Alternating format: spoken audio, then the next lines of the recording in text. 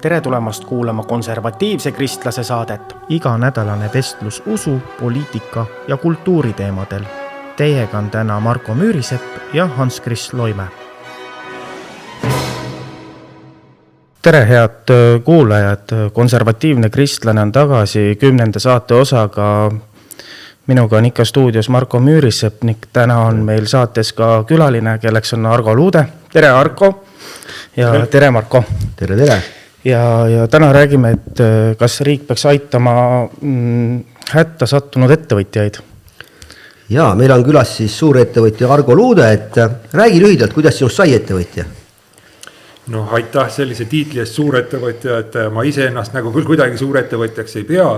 Ja tõden ka see, et ega ma ei ole ju väga midagi teinud selleks, et ettevõtjaks saada, et mina kahjuks jäin nagu sellesse põlvkonda, kus et ma olin natukene liiga noor, et kui see Nõukogude Liit lagunes, siis minust võib-olla sellised 3, 4, 5 aastat vanemad, nemad olid need, kes said siis nii-öelda käpa peale panna kõigele sellele, mida erastada võimalik oli ja alustada sealt siis oma ettevõtja karjääri, et kui mina ülikoolist tulin, siis olin paljas nagu püksinööp ja hakkasin otsima, et kust nagu tööd saab. Ja tegin siis mitmel erineval kohal tööd, kui jõudsin siis kunagi prügifirmasse, mille nimi oli Cleanaway tollel ajal. Ja seda Cleanawayt siis müüdi seal mitu korda maha, eks ju, omanikud vahetusid. Ja ühe korra siis sai meil selline omanik, et kelle puhul me hakkasime nagu ise vaatama, et nad nagu väga ei taha omanikud olla, et nad ei taha midagi selle ettevõttega teha. Tegemist oli siis prantslastega. Ja mõtlesime, et kuule, et äkki nagu ostaks prantslaste käest selle asja ära, sest meil olid nagu endal mingid mõtted, et mida ikkagi oleks võimalik selle ettevõttega teha. Aga läkski niimoodi, et oli just see kriis, eks ju, see 2008-2009 ja siis me ei pidanudki palju vaeva nägema, et prantslased ise nagu tulid selle mõttega, et kuule, et nad nagu müüks maha ettevõtted ära.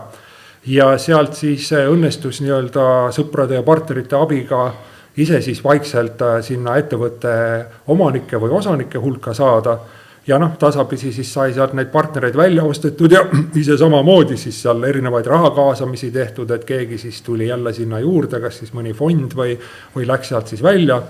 Aga jah, tasapisi on siis see prügikooperatiiv, mis ütleme sellel ajal, kui mina tulin siia tööle, siis tema käive oli väiksem, kui meil praegu on kasu. Siis ütleme, et me oleme teda nagu ikka suutnud siin kasvatada. No tore.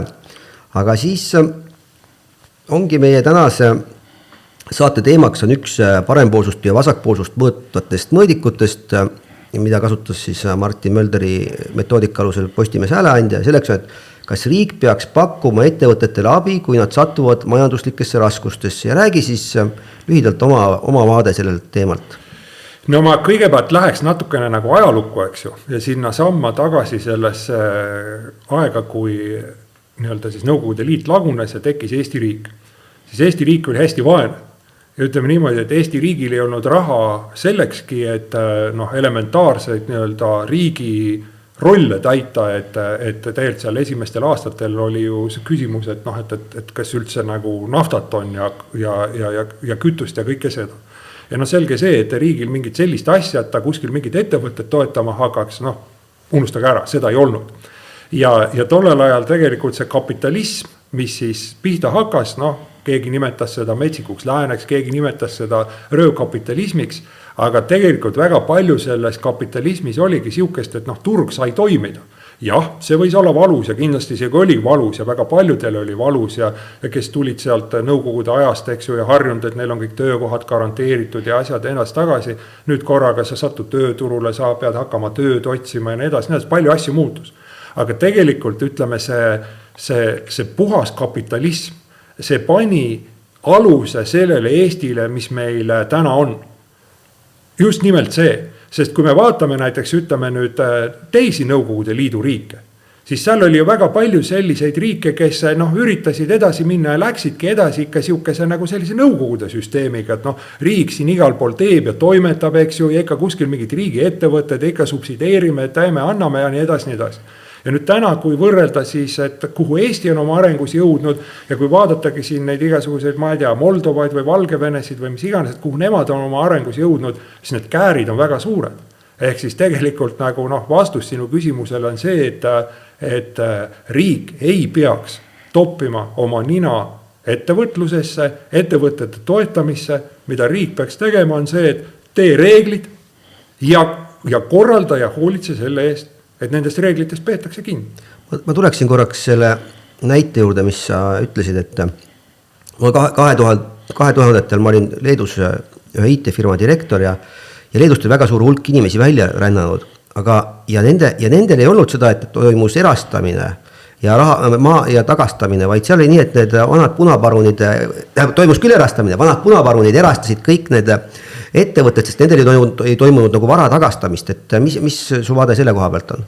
No vaata, tegelikult on niimoodi, et ega siis, kui me võtame ka neid vanu punaparuneid, siis tegelikult tihti need punaparunid olid ju ikkagi sellised inimesed, kellel oli sees mingisugune aktiivsus, nad tahtsid midagi teha, eks ju. Kuna nad elasid selles nõukogude keskkonnas, siis nad said teha seda, mida siis seal nõukogude keskkonnas võimalik teha oli. Jah, pididki astuma võib-olla komparteisse selleks, et siis kuskile mingisuguse ettevõtte juhiks saada või mis iganes, aga teine variant oli sul olla siis treial kuskil seal tehases. Nüüd, kui see riigikord muutus, eks ju, siis need inimesed, kelle sees tegelikult oli ikkagi see ettevõtja potentsiaal olemas, nad vaatasidki niimoodi, et aga davai, et ma ostan siis selle ettevõtte ära ja nüüd ma teen ise, sest ma tean, mida vaja teha on, eks ju.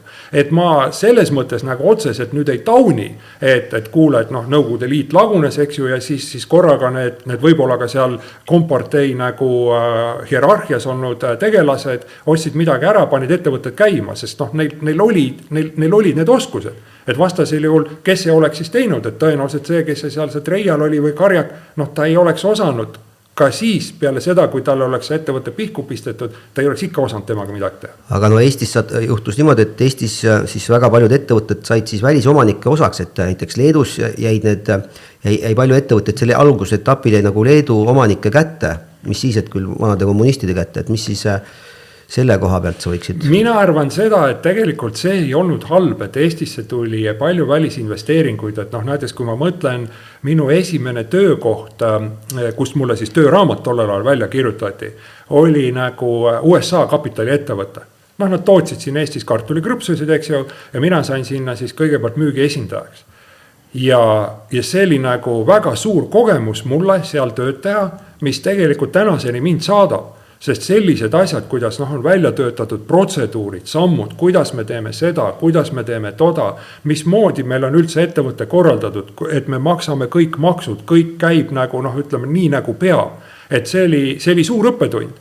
Ja mis seal salata, et ma tulin tollest ettevõttest mingi aeg ära ja siis ma saatusin töötama ettevõttesse, mis oli paari siis Eesti omaniku oma. Ja see kontrast oli väga suur, eks ju, et kuigi kontor nägi enam-vähem samasugune remonditud ja okei välja, siis ikkagi ümbrikupalgad ja sahkerdame siit ja sahkerdame sealt ja anname klientidele vale lubadusi, eks ju, lubame asju, mida me teame, et me täita ei suuda ja nii edasi, mida selles Ameerika firmas ei olnud. Seal oli ikka see, et kui sa kliendile lubad, sa pead seda täitma, eks ju, valmistama firma ette, et sa saad kõik need asjad ära teha. Ja ma kujutan ette, et hästi palju siukest läänelikku know-how'd, kuidas ettevõtlust pidada, tuli läbi selle välisomanike. Nüüd on tõesti olnud nii, et välisomanikud on nagu siin müünud palju ettevõtteid maha, kohalik kapital on selle ära ostnud, aga sellel kohalikul kapitalil on täna juba know-how. Nad teavad, et kuule, et nii tehaksegi äri, eks, et äri ongi selline, et me ei peta riiki ja me ei peta töötajaid, eks ju, ja me ei peta oma kliente ja nii edasi. Et selles mõttes ütleme, ja see oli ka see põhjus, miks võib-olla Eesti ikkagi läks omal ajal väga kiiresti eest ära ka Balti riikidele, et ütleme, et seal Leedu ja Läti jäid ju maha.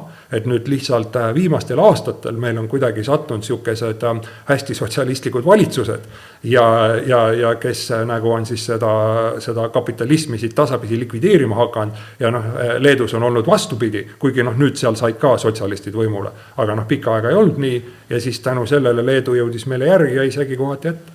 Ja mina olen alati väitnud seda, et Eesti üks võti selleks kiireks algseks majanduskasvuks oligi see, et me tegime selle omandireformi tagasi õigusjärgsetele omanikele ja me lasime selle väliskapitali sisse tulla. Kuigi tõesti see oli väga valus, aga see tänu selle valus, muidugi me peame seda tänama Mart Laari ja tema valitsust, kes siis julges seda teha, meie Isamaa Mart Laari, et see oli just ütleme 2000-ndatel oli see võrdlus oli hästi nagu näha, aga jah, tänapäeval on aeg edasi läinud, meie oleme muutunud teistsuguseks riigiks ja Leedu on tõesti, et Leedu just finantsteenuste ja muude selliste asjade peale, et nemad on meist korralikult ette läinud, nad on võtnud rohkem riski ja nad on osanud seda asja paremini teha, et aga tuleks siis tagasi nende, et mis sa siis arvad, et kas siis ikkagi peaks tänasel päeval andma mingisugust riigi abi raskustesse sattunud ettevõtetele?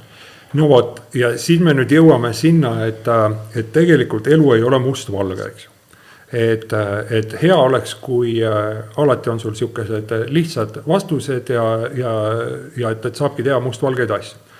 Tegelikult jällegi lähme ajaloos tagasi, ütleme, omal ajal meil olid ju sellised suured ettevõtted, nimetatigi mingid, ma ei tea, monofunktsionaalsed asulad, toome sellise markantse näite, mida võib-olla veel paljud mäletavad, eks ju, Võhma. Et Võhma oli selline asula, kus oli siis lihakombinaat, Võhma lihakombinaat ja see lihakombinaat andis, ma ei tea, pakun siis välja, et võib-olla 80% asula elanikest kas otse või kaudselt andis tööd. Ja siis see Võhma lihakombinaat läks pankrotti. Tollel ajal, nagu ma ütlen, riigil raha ei olnud ja öeldi niimoodi, et läkski pankrotti. Ja tõenäoliselt need inimesed, kes seal Võhmas elasid, osad pidid Võhmast ära kolima, osadel oli väga raske, eks ju, nii kaua kuni sinna siis tekkis mingisugune uus ettevõtlus ja mingid uued asjad ja inimesed said jälle tööd. Nüüd, kui me tuleme nagu sinna, et kas riik oleks pidanud seda päästma, siis vaata, nüüd ongi see küsimus, et täna meil on ju, öeldakse, et on mingid ettevõtted, et liiga suur, et hävida. Et kahjud oleksid väga suured, et näiteks kui mingisugune pank nüüd ikkagi põhja läheb, siis see kahju, mis sealt kaasa tulla võib, on nii suur, et lõpuks riik ei suuda seda ära seedida. Ja väga lihtne oleks siin istuda ja öelda niimoodi, et ei, riik ei peaks hätta sattunud ettevõttele appi tulema ja võtma need kahjud sisse. Ja tegelikult tõde on see, et ega ei peaks jah, et isegi kui see suur pank läheks pankrotti, ja see oleks väga-väga suured kahjud taga, siis see tegelikult oleks teistele pankadele signaal, et kuule sõbrad, niimoodi äri teha ei saa, niimoodi riske võtta ei tohi, eks ju, mingisuguseid, ma ei tea, kahtlastesse kohtadesse me investeeri klientide raha ja me nagu võtame siukese selgema positsiooni niimoodi. Ja tõenäoliselt selline oht, et sul siis mingi järgmine suur pank satub kuskile riski alla, väheneks. Nii, kui nüüd riik selle ära päästab, siis ühtepidi on küll see, et väga paljud kliendid, eks ju, kes muidu jääksid oma rahast ilma ja oleks seal õudne kaos ja võib-olla ma ei tea, mis iganes, see küll nüüd päästetakse ära ja on nagu okei, aga see on signaal teistele pankadele, et riskin, võtan, teen, olen ja mis siis? Kui mingi jama on, riik tuleb appi, eks ju, pannakse maksumaksja raha sisse ja mina nagu ei riskigi millegagi, et kui hästi läheb, siis võtan põhimõtteliselt nagu selle kasumi, mis ma saan nendest riskidest. Ja kui need riskid realiseeruvad, siis riik aitab mind välja. Et ja see nagu süveneb selles sektoris. Et nagu ma ütlen, et siin väga raske, isegi kui mina oleks riigi juht, väga raske oleks võtta seda otsust vastu, et kas me aitame või aita. Et seal ei ole nagu see asi nii mustvalge. Üldiselt reegel peaks olema see, et aita nii vähe kui võimalik ja tegelikult teatud juhtudel pankrotid on head. Et nad küll lokaalselt tekitavad probleemi ja kes sellega pihta saavad, võivad väga valusalt pihta saada. Aga kui vaadata nagu suuremat ja laiemat pilti, siis ta annab signaali turuosalistele ja ta tegelikult nagu puhastab seda maailma ehk et selliseid järgmisi pankrotte võiks vähem olla. Ja juhul kui anda seda abi, mis see abi hakkab turgu muutma? Absoluutselt, toome sellise hästi lihtsa näite. Niimoodi Eesti riik otsustas nüüd, küll, et meil raha ei ole, aga kuskilt leiti 2 miljonit eurot, et hakkame nüüd toetama raudteevedu Läti riigis, eks ju, ja paneme siis tööle rongi, mis siis sõidab kuskilt, ma ei tea, Tallinnast kuhugile Riiga või mis iganes. Ja kuna Lätis sellele väga suurt nõudlust ei ole, siis tulebki kõvasti peale maksta. Nüüd tulemuseks on see, et see rongiliin hakkas mõjutama mingisuguseid bussiliine, mis seal neid mingid kohalikke nagu vedasid. Ja nüüd oli niimoodi, et bussiliinid läksid nagu põhimõtteliselt omavalitsuse juurde, ütles, et me nagu enam omadega välja ei tule, et põhimõtteliselt me paneme liini kinni. Ja siis omavalitsused läksid, tormasid riigi juurde, ütlesid niimoodi, kuule, aga andke raha, et meil on nüüd vaja seda bussiliini toetada, sest muidu bussiliin kukub kokku. Ehk siis see on nagu ehe näide sellest, et kui sa ühte kohta annad selle riigi toetuse, siis kuidas see liblika tiivalöök hakkab tegelikult edasi levima. Ehk siis tekib mingi järgmine koht, mida sa pead toetama ja siis veel mingi koht, mida sa pead toetama ja lõpuks sa jäädki kõike toetama. No aga siin üks viimaste aegade kõige dramaatilisemaid näiteid on ju need igasugused rohetoetused. Ma tean nagu mitmeid ettevõtjaid, kes võtsid kõik selle raha vastu, tegid oma need päikesepargid, igaks juhuks tegid veel, pidi tegema 10 erinevat ettevõtet, see oli mingid rahalised piirangud, kuhu sa said panna. Ja no mida see siis meile on andnud, mis? Ja noh, ütleme, et kui me nende toetuste juurde tuleme, siis siin on ikka ütleme, et tõenäoliselt seal oleks väga palju selliseid asju, mida prokuratuur peaks uurima ja mõlemad pidi uurima, et uurima nii neid, kes toetuse said, kui uurima ka neid, kes üldse tegid otsuse mingisuguseid niisuguseid toetusi üldse andma hakata. Et jah, ma saan aru nagu sellisest asjast, et riik tahab mingisuguseid tulemusi saavutada, eks ju, tahab kuskile liikuda, mingit kas majandust ümber struktureerida või mingisuguseid selliseid asju teha, et siis ta peab mingid hoobasid kasutama, et majandust sinna suunata, sest nagu me teame, et turg küll toimib ja seal see nähtamatu käsi on, aga tihti on niimoodi, et see nähtamatu käsi on väga aeglane ja see peaks väga-väga kaua ootama, enne kui ükskord see turg on ennast ära reguleerinud. Aga nüüd tegelikult siukeste nagu laustoetustega lennata peale, siis seal on ikka väga palju seda maksumaksja raha põletamist. Et pigem nagu selliseid asju on mõistlik teha läbi maksupoliitika, ehk sa siis kujundad oma maksupoliitika selliseks, et turg ise liigub sinna poole, vaatab, arvestab ja kalkuleerib need riskid läbi, vaatab, et kas see tasub ära või tasu, hakkab kuskilt nagu vaiksest otsast pihta ja nüüd nagu see turg siis areneb, nii ta siis areneb. Aga seda, kui sa lähed katad laus rahaga nagu mingisuguse turu sektsiooni üle, siis ongi niimoodi, et loomulikult see raha võetakse välja, asjad tehakse ära ja siis ühel hetkel nagu kehitakse õlgu ja öeldakse, et aga näed, äriliselt see ju ikkagi ära ei tasunud, eks ju. Et oleme siin ju lugenud ja mis seal nagu salata, eks ju, et mul on täiesti isiklik näide, mille võin siin ka tuua, et kui see Venemaa ründas Ukrainat, eks ju, ja siin läks kõik nagu selliseks suureks kaoseks lahti ja siis eksperdid rääkisid niimoodi, et vot nüüd see fossiilkütustega on ikka täiesti kaputt, eks ju, ja meie tulevik ongi need taastuvenergia ettevõtted ja nii edasi ja päike ja tuul ja nii. Ja ma siis mõtlesin ka, et kuule, et ostaks nagu börsilt siis mingisuguse päikse ettevõtte aktsiaid. Ja guugeldasin seal sinna tänna ja siis lõpuks oligi mingisugune USA ettevõte niimoodi, hästi oli performinud ja tema äri siis oligi rajada neid päikseparke ja siis selle läbi siis elektrit toota ja nii edasi. Ja ostsingi siis mingisuguse tüki selle neid aktsiaid ära, siis alguses läks nagu päris hästi, et ostsid ära ja siis need aktsiad olid tõusnud ja nii edasi. Ja ühel hetkel vaatan niimoodi, et on kukkunud niimoodi ja siis on veel kukkunud ja vaatasin, hea küll, rahu, eks ju, et kes likkad käivad üles alla niimoodi ja siis oli veel kukkunud ja siis lõpuks läks pankrotide pood ära, nii et jäin kõigest oma rahast ilma ja tegingi endale järeldusele, et tegelikult osta ikka selliseid asju, mida sa tead, et toimivad, mitte see, mida sul siis need mingid nii-öelda eksperdid soovitavad. Ehk mis see probleem seal taga oli, täpselt oligi niimoodi, et USAs oli ka ju mingi hetk, et riigi toetused taga, läheme sinna roheliseks ja veel tumeroheliseks ja heleroheliseks ja mis kõik iganes rohelised toonid. Aga lihtsalt juhtus niimoodi, et USAs ka seal mingisugused võimud muutusid ja nii edasi, toetusi enam ei tulnud, seda enam ei tulnud ja ettevõte rullis ennast lihtsalt kokku, eks. Sest äriliselt ta ära ei tasu. Ja see on see, kuhu tegelikult nagu need riigi toetused lähevad ja ma arvan, et kui inventeerida, et neid Euroopa toetusid, kui palju me raha sisse oleme pannud näiteks sellesse rohevärki ja mis me sealt ühiskonnana tagasi saanud oleme, siis see pilt oleks üsna masendav. Ja mina ka toetan seda, et kas või siis maksupoliitikaga suunata kuidagi, aga laus raha andmised, alati tekib see õudne kiusatus, see muudab seda turgu täielikult ja tekibki selline lugu, et ja siis nad hakkavad veel pärast välja pressima. Vist on meil samamoodi, et me siis ei saa toota, kui ta veel juurde ei maksa ja ma arvan, et see on lihtsalt kurb maksumaksja raha raiskamine. Sest toetuste probleem ongi ju see, et vaata, kui me räägime maksupoliitikast, siis maksupoliitika nagu mõjutab ikkagi seda, et ma teen ettevõtte ja ma üritan saada raha kätte siis läbi selle äri, mida ma teen. Aga nüüd toetus tekitab ju sellise kiusatuse, et ma põhimõtteliselt selle kasumi võtangi ju välja selle asja ehitamisest ehk sellest toetusest niimoodi. Ja siis, kui see asi mul tööle ei hakka, siis ma võingi selle rahumeeli pankrotti lasta, sest tegelikult ma ei kaota midagi, ma olen omad rahad ja rohkemgi veel kätte saanud läbi selle toetuse.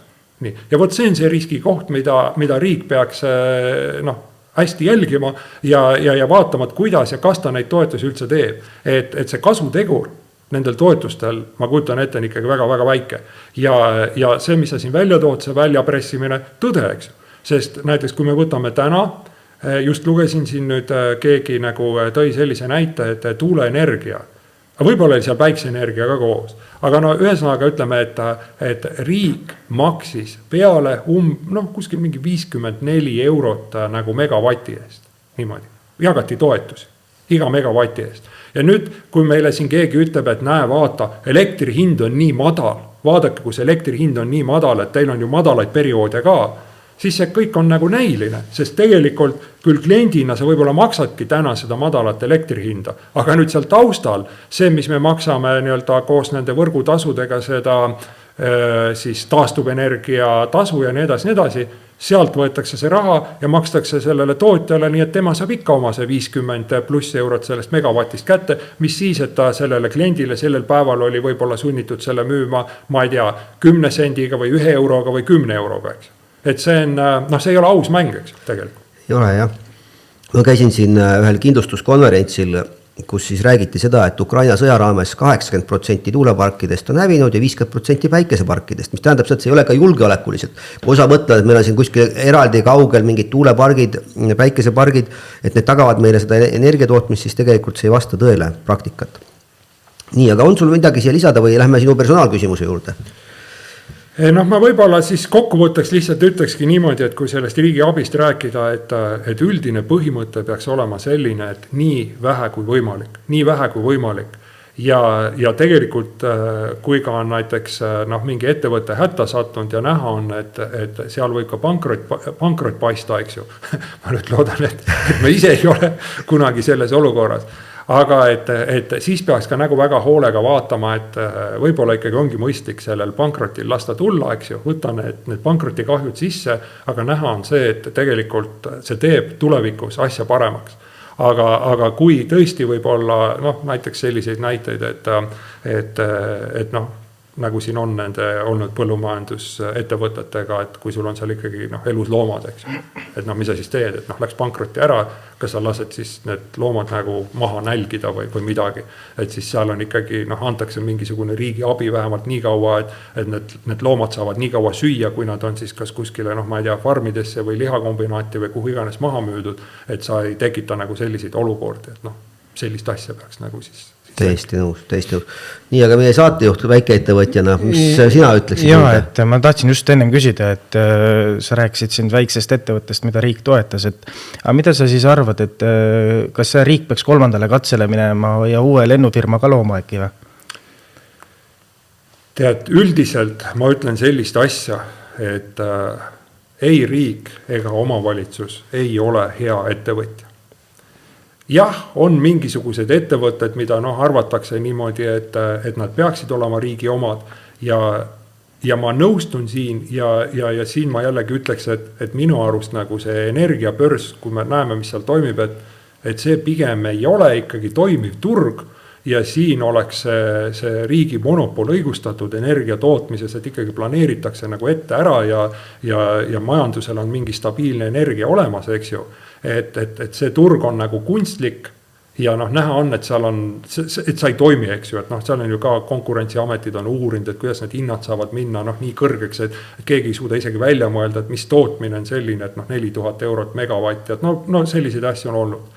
Aga nüüd üldiselt, kui me vaatame ikkagi neid riigi ettevõtteid või omavalitsuste ettevõtteid, siis ega sealt ikka midagi head nagu välja ei tule, et ei, riik ei peaks tegema ei lennuettevõtet ega riik ei peaks laevaettevõtet pidama, ega riik ei peaks ka rongiettevõtet pidama, et need asjad tuleks ikkagi anda seal eraettevõtjate kätte ühel või teisel viisil. Ma olen nõus, riik tehku korralik raudtee, eks ju niimoodi liiprid maha ja siis korraldagu konkurss või ka näiteks ostku siis need rongid, kui on see, et võib-olla siis need investorid näevad, et risk on liiga suur, aga leidku sinna siis operaator peale, eks ju, et kes neid ronge siis käitab ja teeb. Et riigi probleem on ju see, et ikkagi see järelevalve on täpselt nii nagu on, kasumisoovi ka justkui nagu ei ole, eks ju, ja siis ongi, et mõisaga öislas lohis. Väga hea, aga kas me kutsume, meil on tulemas ma arvan, et märtsis või aprillis saade erastamisest, kas me kutsume siis uuesti su külla? No ma ei tea, kuidas sa otsustad, eks. Väga hea, aga uurime. Uurime muidugi, huvitav saatekülaline ju. Aga sul on veel midagi küsida? Ei, mul ei ole, lähme nende personaalküsimuste juurde, siis kas sa küsid ise või mina küsin? Küsi sina. No nii, Argo, kas homoseksuaalsetel paaridel peaks olema õigus lapsi adopteerida? Ja ega mul ei ole siin ju selles mõttes, et saade on konservatiivne kristlane, eks ju. Ma olen kristlane ja selles mõttes, et ma olen ikka aktiivne kristlane, et ma ikka loen piiblit ja palvetan ja käin kirikus ja nii edasi. Ja nagu, vaata, mis minul siin seisukohta võtta? Ma loen seda, mida Jumal on öelnud, eks ju. Jumal on öelnud, et homoseksualism on patt. Homoseksualism on patt, see on Jumala silmis patt, niimoodi. Ärge laske mind auklikuks, Jumal on öelnud, et see on patt. Miks tema on öelnud või miks tema jaoks on see patt, küsigi Jumala käest, ta on ütlenud, et see on patt. Nii. Ja nüüd, kui me siit mõtleme edasi, kui juba homoseksualism kui selline on patt, siis minul oleks nagu väga raske, et kui ma peaks nüüd ütlema, et okei, et lapsendage siis veel lapsi ja kasvatage neid ja nii edasi, et minu arust see ei ole õige viis. Väga hea. Kas abielu peaks olema üksnes mehe ja naise vaheline liit? Jah, selles mõttes ma olen nõus, et ütleme, et kas see on abielu, kooselu, vaba abielu, mis iganes, et siin ma nagu ei ütleks nii rangelt, et peab olema just see nimelt registreeritud abielu, et kuigi nagu kristlased ütlevad, et justkui peab, aga kui me võtame piibli, siis piibel ju otseselt mingisugusest sellisest asjast ei räägi, et kuskil mingi instants annab sulle paberi, et seal oli abielu see, kui vanemad panid paika ja öeldi, et nüüd need 2 tükki elavad koos ja nii on. Et kui 2 inimest on otsustanud koos elada, liidu luua, eks ju, siis see, et kas nad nüüd mingi paberi kuskil hangivad või hangi, et ega see siis seda liitu olemusena ei muuda, eks ju. Aga et see liit on mehe ja naise vahel, jällegi ma tulen sinna, et see tuleb juba ju maailma loomisest. Jumal kõigepealt lõi inimese, lõi Aadama, siis vaatas, et inimesel nagu üksinda hea ei ole, et loomad ja kõik seal nagu toimib, aga kedagi on veel vaja ja siis lõi naise. Ja siis ta ütleb, et need 2 on üks liha, eks ju, et siis ikkagi abielu on mehe ja naise vahel. Väga hea. Kas transsooliste õigused on probleem, millega riik ja ühiskond peaks täiendavalt tegelema? Vot siin on minu jaoks nagu jällegi selles mõttes siukene hästi huvitav dilemma, et juba varasemalt räägiti, et justkui homoseksuaalsetel inimestel oleks vähem õigusi ja transseksuaalsetel inimestel oleks vähem õigusi ja nii edasi. Mina ei saa sellest aru, eks. Minu arust on see, et neil on olnud täpselt sama palju õigusi kui kõigil teistel inimestel. Nüüd küsimus on selles, et nad on ütlenud, et meil on õigusi vähe, me tahame rohkem õigusi saada. Nii. Ja nüüd on see küsimus, et kas esiteks ühiskond peaks sellega üldse tegelema, et kas see on nagu mingisugune selline asi, mis peaks kuhugile seadustesse jõudma, mis tasemel ta peaks seda tegema ja kas on õigustatud mingisuguse grupi nii-öelda eelistamine, neile mingisuguste lisaõiguste andmine. Sest tuleme nagu selle juurde tagasi, et ütleme need homoabielud, et oligi jutt, et et homoseksuaalsetel justkui on vähem õigusi, et nemad ei või abielluda. Homoseksuaalsetel olid täpselt samasugused õigused nagu heteroseksuaalsetel. Nad võisid abielluda naistega, eks. Aga nüüd nemad tahtsid ekstra õigus. Abielluda omavahel, eks ju, siis mehed omavahel, naised omavahel. Ja nüüd transsoolistega on sama. Ja jällegi, kus ma näen nagu probleemi on see, et kui sa selle kaane pealt ära võtad, siis on niimoodi, et sa ei saa nagu seda kinni panna, sest siis tuleb järgmine grupp, kes ütleb, et aga mina olen selle poolest eriline, mina olen selle poolest. Lõpuks on see, et hallide silmadega tahavad oma õigusi, pruunide silmadega oma õigusi, eks ju. Näed, me oleme siin sellised, kellel juba nagu juukseid hakkab vähemaks jääma. Me ütleme, et tehke meile ka seadus, eks ju, meil on niisugust asja tahaks. Ja lõpuks, kus me siis nagu välja jõuame? Sa kuulad saadet Konservatiivne kristlane. Uued osad ja värsked vaated ootavad sind siinsamas igal nädalal. Pane meie kanalile like ja subscribe. Nii aitad meil hoida kristlikku maailmavaadet pildis ja jõuda veelgi rohkemate kuulajateni.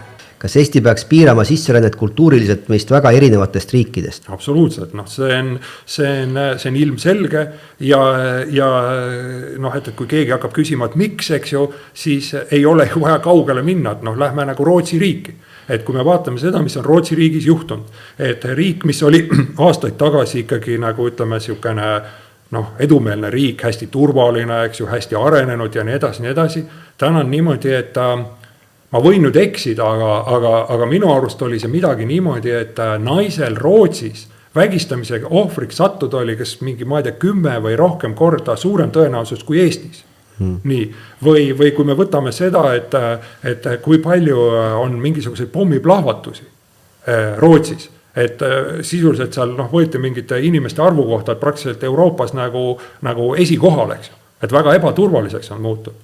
Ja nagu ma ju kogu aeg olen ka seda öelnud, et kui me võtame nüüd ühe inimese niimoodi, kes on noh, ütleme selliste noh, kultuuriliselt teistsugune ja siis võib-olla ka elu arusaamistega teistsugune, et kui me muudame nüüd tema geograafilist asukohta, et näiteks noh, ma ei tea, toome ta sealt Afganistanist Rootsi või Eestisse, et ega siis tema olemuses ju sellega midagi ei muutu, et ta nüüd noh, geograafilist asukohta muutis.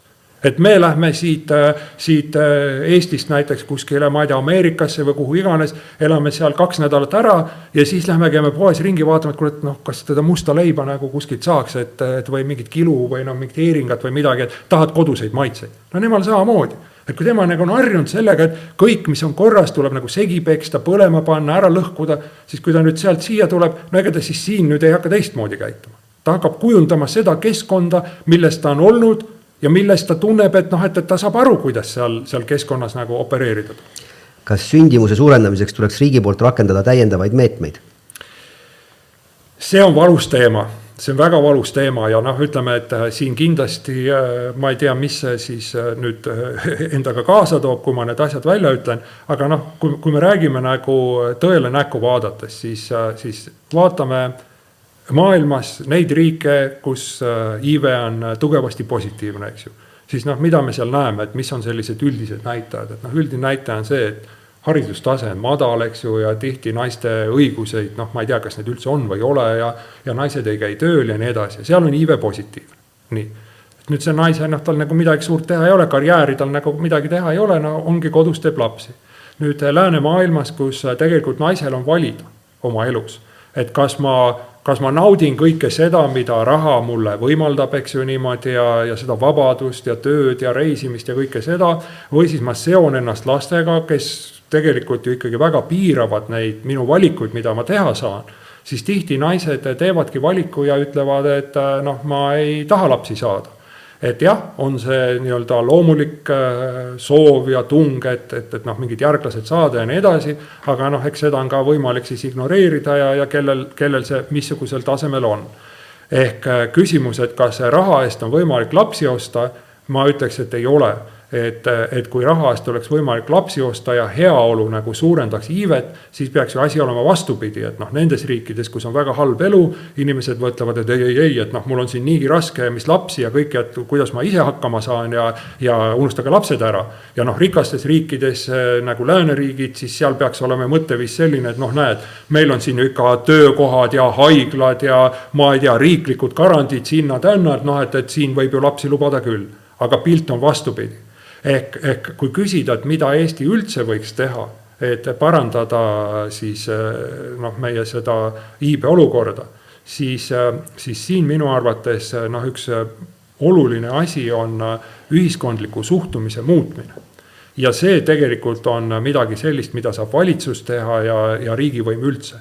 Ehk siis ütleme niimoodi, et kui me loome sellise kuvandi, et emaks olemine see on hea, see on popp, see on lahe, kui sa oled ema või isa, eks ju, kui sul on lapsed, siis sa oled nagu noh, õige tegelane, eks ju, niimoodi ja kui me seda suhtumist nagu kultiveerime, kui inimesed tunnevad, et tõepoolest, et see laps ei ole neile nagu mingisugune koorem või koormus või et siin nagu tihti näidatakse näpuga, et noh, et sul on nii palju lapsi, et noh, lollakas olid või et kui sellist suhtumist nagu muuta, siis ma arvan, et see võiks olla see ainukene asi, mis jällegi nagu paneb siis peresid rohkem laste peale mõtlema.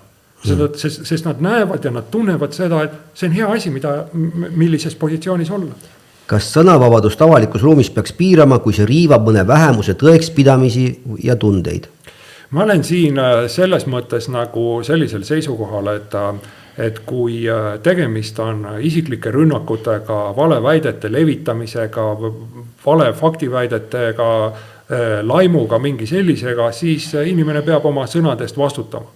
Kui tegemist on arvamusega mingisuguste ühiskondlike nähtuste kohta, mingisuguste, inimgruppide kohta, siis minu arust siin mingisugust karistust olla ei tohiks, eks ju, ja isegi see, kui mina arvan midagi, näiteks homoseksuaalide kohta või ka kristlaste kohta või moslemite kohta või mis iganes, niimoodi, siis see on minu arvamus. See võib olla väga vale arvamus, see võib olla, ka faktiliselt vale arvamus, aga ma arvan niimoodi.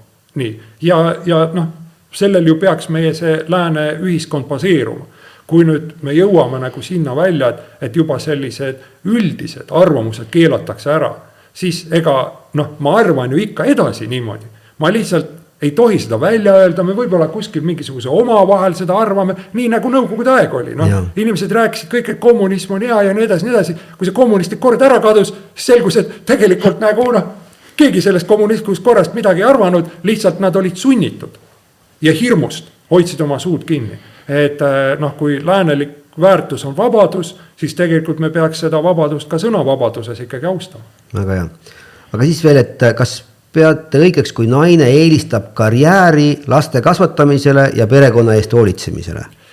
No vaata, siin ma tõingi selle välja, et väga raske on, siin on väga raske selget seisukohta anda, sest see sõltub väga paljudest erinevatest asjaoludest. Et mina pigem oleks ikkagi selle toetaja, et see ühiskondlik foon on selline, et naised tunnevad, et pere omamine, laste omamine, et see on okei, et see on hea asi. Ja nad langetavad selle otsuse vabast tahtest. Et ega tegelikult see ju ka kuskile ei vii, kui näiteks ütleme, et naised hakkavad lapsi saama, tundes mingisugust survet või pressingut või kuidagi, et umbes, et ma ei tea, et muidu võtame sul mingisuguse, toetuse ära või mingi sellised, kui sa lapsi ei saa. Et see on siukene, see minu arust ei ole aus mäng. Et pigem kujundame selle ühiskonna selliseks, et naised tahavad neid saada. Nii, aga nüüd mõõdame sinu parempoolsust, vasakpoolsust, et kas rohkem raha teenivad inimesed peaksid senisest suurema osa oma sissetulekutest maksudeks maksma? Vaata, ma olen seda ju vastanud igal pool, et mina ei toeta astmelist tulumaksu ja ma ei toeta nagu põhimõtteliselt sellist asja, et kuna sina said nüüd rohkem raha, siis sina pead rohkem maksu maksma. Miks? Esiteks on see, et see, kes rohkem raha saab, ta nii panustab ühiskonda rohkem, eks ju. Et ega tõenäoliselt see raha, mille ta sai, see ei olnud niimoodi, et ta läks õhtul magama ja hommikul ärkas üles, et ohoo, vaata, mingi raha on tekkinud. Tavaliselt need inimesed ongi tihti ettevõtjad ja ettevõtja elu ei ole niimoodi, et kell 9 lähed hommikul tööle ja kell 5 tuled koju, eks ju, ja siis elad oma elu. Et ettevõtja oled sa 24 tundi päevas, 7 päeva nädalas ja sa paned sinna tohutult oma energiat, aega, tihti ka tervist ja mida iganes, eks ju. Ja nüüd tekibki küsimus, et kui mina olen saavutanud mingisuguse rahalise tulemuse sellise pingutuse nimel. Ja siis nüüd öeldakse, et aga anna sina siit suurem tükk ära, eks ju. Ja siis keegi teine on saavutanud mingisuguse rahalise tulemuse, hoopis teistsuguse pingutuse tulemusel. See öeldakse, aga kuna sa ei ole väga pingutanud ja sa ei ole väga raha ka saanud, et ühesõnaga, et ära sa midagi anna, eks ju. Aga samas neid ühiskondlikke väärtusi me tarbime ühtemoodi, eks ju, et kui me lähme autoga sõitma, siis me mõlemad tahame, et lumi oleks ära lükatud ja see libeduse tõrje oleks tehtud, eks ju, või kui me kurjategijat näeme, siis me mõlemad tahame, et politsei tuleks või päästeamet tuleks, et selles mõttes see ei ole õiglane. Nüüd jällegi, asi ei ole mustvalge, eks ju, et ma saan ka aru sellest, miks riigid seda teinud on ja mingisugune mõju sellel on, sest mis on probleem selle rikkusega, et rikkusega on see probleem, et sa sööd ikka sama palju, jood ikka sama palju, riideid kulub ka sul enam-vähem sama palju ja kõike muud. ja nüüd see raha, mis sul on, see tihti jääb seisma, eks ju. Ta ei teeni nagu ühiskonda, ta ei panusta nagu majandusse, eks ju. Ta on võib-olla kuskil mingisugustes, ma ei tea, mingites väärpaberites või mis inales, ei anna mitte midagi. Nüüd, kui tehakse see astmeline tulumaks, siis võetakse sellelt rikkalt, seda raha ära, mida ta niikuinii võib-olla enam ei kasutagi, ja siis see tuleb teisipidi majandusse tagasi ja aitab ühiskonda. Aga samas see on nagu siukene hästi lühiajaline. Et kui me võtame näiteks, ütleme, näide Prantsuse riik, kus on ära maksustatud kõik, mida maksustada annab, kuigi ma arvan, et tõenäoliselt nad suudavad veel mõelda välja, mida on võimalik maksustada, aga ütleme nii, et nad on hästi-hästi palju maksustanud. Ja seal ju, ma ei tea, kas see lõpuks läks läbi või läinud, aga mingi aeg seal taheti teha niimoodi, et kui su aasta sissetulek on üle 400 000, siis kõik, mis on üle 400 000, 100% kõik võetakse ära. Kõik niimoodi. Et sul pole vaja, sest lihtsalt 400 000 piisab küll, oled juba piisavalt rikas. Ja igal juhul seal on rikkaid nagu hästi kooritud ja ka paljud rikkad on riigist lahkunud, eks ju, selle tõttu, et neid seal kooritakse. Aga nüüd, kui me vaatame Prantsusmaad, siis Prantsusmaa on kaelani või ma arvan isegi üle pea võlgades. Ja tema eelarve probleemid on veel märkimisväärselt hullemad kui Eesti eelarve probleemid. Sõltumata sellest, et nad on teinud kõik astmelised tulumaksud, kõik ära maksustanud. Ehk siis ütleme, et see on mõnes mõttes nagu siukene poliitiline enesepettus, et võtame nüüd rikastelt rohkem, et siis me suudame ära lahendada need riiklikud probleemid, mis meil on, sest tegelikult see riiklik probleem üldjuhul on see, et me tahame ikka märkimisväärselt rohkem kulutada, kui see majandus ja ühiskond suudab panustada.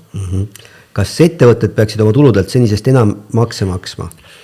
Vaata, ettevõtte tulumaksu koha pealt ma ütlen, et minu arust see on üks kõige mõttetum maks, eks ju, ja seda maksu nagu kehtestada mõtet ei ole ja ütlen ära ka kohe, miks, eks ju, et hea näide Saksamaalt siin kunagi jälle kuskilt lugesin andmeid, et Saksamaal on niimoodi, et tollel ajal, eks ju, ja ma arvan, et seal ei ole suurt midagi muutunud, et see oli mõned aastad tagasi. Ettevõtete tulumaks andis umbes 3% kogu siis nii-öelda valitsuse maksutuludest. Aga selle maksu manageerimine oli umbes 30% kogu maksuameti kuludest.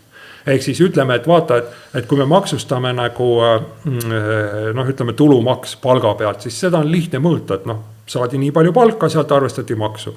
Või näiteks käibemaks, jällegi lihtne mõõta, et see oli see ostuhind, sinna tuleb käibemaks juurde. Nüüd, kui me jõuame ettevõtte tulumaksu juurde, siis hakkab ju kohe pihta see, et aga kuidas me, tulumaks tuleb ju ettevõtte kasumilt, aga et kuidas me siis seda kasumit arvestame. Ja siis tihti ongi niimoodi, et siis on üks raamatupidaja, mida näeb omanik või raamatupidamine ja teine raamatupidamine, mida siis näidatakse riigile või maksuametile. Ja siis on niimoodi, et siis peab hakkama tohutult reguleerima, et kuidas me siis seal mingit amortisatsiooni arvestame ja mida me tohime kuludesse kanda, mida me ei tohi. Ja siis maksuametis peab olema hunnik ametnikke, siis, kes kõik lappavad neid aruandeid läbi ja vaatavad, et kas see ettevõte siis ikkagi on õigesti neid kulusid seal kandnud ja näitanud ja kas ikka amortisatsioon on õigesti arvestatud ja kas kui mingid tehingud on tehtud, seal midagi on ostetud, müüdud, mingid ettevõtted liidetud, kõik, et kuidas seal siis need asjad ikka kokku tulevad, et see on nagu tohutu töö ja vaev ja lõpuks see, mis sa siis sealt selle maksuraha saad, et võibki olla niimoodi, et selle maksu haldamise kulu sööb suuremas osas selle ära. Pluss, kui me jõuame nüüd veel ettevõtete juurde, siis nagu sa isegi tead, ettevõttel endal raha ei ole. Ettevõtte raha, kõik mis tuleb klientide taskust. Ehk siis ütleme, et kõik maksud, mis ettevõte maksab, lõpuks maksab ikka need kinni kliendid, eks ju. Ehk siis ütleme, et kõik see arvestatakse lõpuks hinda ja kõik see tuleb klientide taskust kinni maksta. Ehk siukene tüüpiline näide, üks meem, mida ma näinud olen, on see, et kus siis nii-öelda progressiivsed tudengid on tänaval ja karjuvad seal, et meie ju nõudsime kinnisvarale maksu kehtestamist, miks nüüd meil üür on tõusnud, eks ju. Aga täpselt niimoodi ongi, et kui kinnisvarale tuleb maks peale, siis lõpuks maksab selle maksu ikkagi üürnik kinni, et ega kui sul see maja seisab seal niimoodi, siis maja ise raha ei toodavad ikka need, kes seal majas toimetavad ja kes seal seda üüri maksavad. Ehk siis ütleme, et suurem ettevõtete maksustamine tähendab päeva lõpuks ikkagi inimeste maksustamist, et ärme siin nagu peida pead liiva all. Me vist rääkisime, et kas riik peaks pakkuma ettevõtetele abi, kui nad satuvad majanduslikesse raskustesse, see oli pikk, aga no lühidalt, kuidas sa ütleksid? Ma ütleks niimoodi, et võimalusel mitte. Okei.